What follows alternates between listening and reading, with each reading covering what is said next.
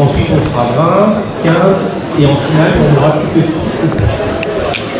Pour la finale, on demandera, alors c'est pas moi, c'est Gourin, je ne demande rien.